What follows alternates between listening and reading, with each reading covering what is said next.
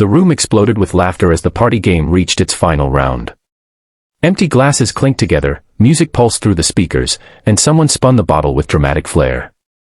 It slowed, circled, and stopped directly between me and the one person I had spent 3 years trying to forget. Before anyone could tease us, Emma leaned closer, her perfume instantly pulling forgotten memories from somewhere deep inside me. Her lips barely moved as she whispered, "Kiss me." Every voice in the room vanished. Even the music suddenly felt distant. My heart pounded so loudly I wondered if everyone could hear it. The silence that followed wasn't awkward, it was the kind of silence that changes lives. If you've ever loved someone so deeply that even years apart couldn't erase the sound of their voice, then this story will stay with you. Sometimes life gives us second chances when we've already convinced ourselves the door has closed forever. Sometimes one impossible moment forces us to confront everything we buried beneath pride, heartbreak, and time. What happened that night wasn't just about two former lovers facing each other during a harmless party game. It became a reminder that love rarely disappears. It simply waits for the courage that once failed it. Before we begin, if you enjoy emotional and inspiring stories like this, make sure to support the channel by liking this video, subscribing, and sharing your thoughts in the comments.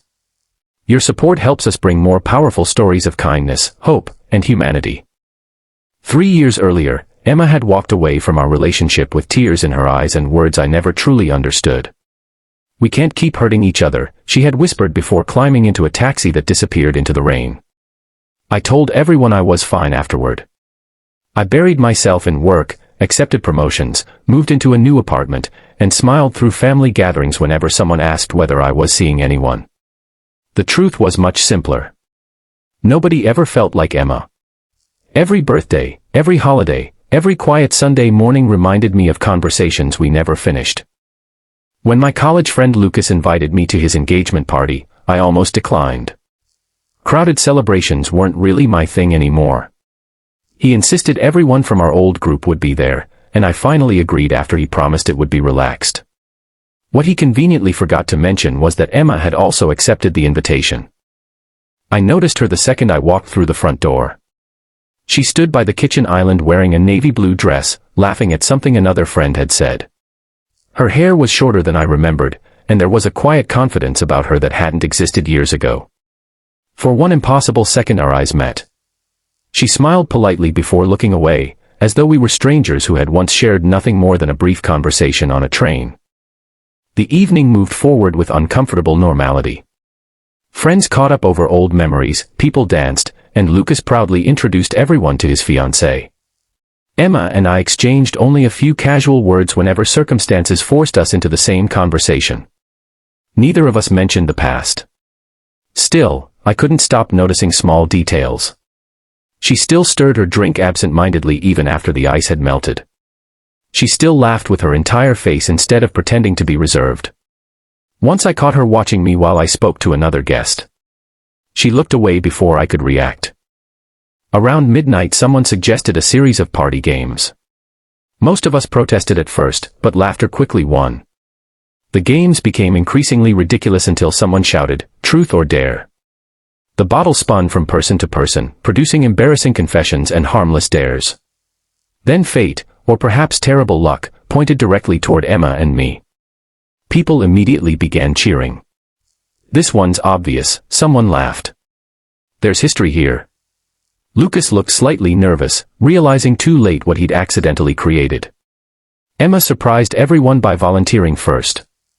"Give him a dare," she said with a calm smile. One friend grinned mischievously. "Fine. You have 30 seconds to convince your ex to kiss you." The room erupted with laughter. I expected Emma to refuse. Instead, she slowly stood. Every step she took toward me seemed to stretch time itself. She stopped so close I could see tiny freckles beneath her makeup and the sadness hiding behind her confident expression. Then she whispered, so softly only I could hear, "Please, kiss me." Confusion flooded my mind. "This isn't about the game, is it?" I whispered back. Her eyes shimmered with unshed tears. "No." I searched her face for some sign that this was another misunderstanding waiting to happen.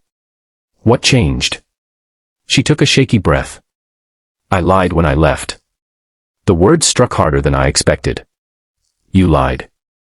I told you I stopped believing in us. She lowered her eyes. The truth was my father had been diagnosed with terminal cancer. He begged me not to tell anyone outside the family because he didn't want people treating him differently. I knew I'd be moving back home to care for him, and I couldn't ask you to give up everything you'd worked for. So I made you hate me instead. The room around us blurred into meaningless shapes. You decided that for both of us. I thought it was love. It was fear. I know. For the first time in years, the anger I had carried began to crack. Behind it had always been questions. Now, finally, there were answers. Emma looked ready to cry. He passed away last year, she whispered. Before he died, he told me he'd made the biggest mistake of his life by asking me to leave the person who truly loved me. He wanted me to find you, even if you had already moved on. I swallowed hard, unable to speak. She managed a faint smile. So, when they dared me to convince you, I realized this might be the only chance I'd ever have to tell you the truth.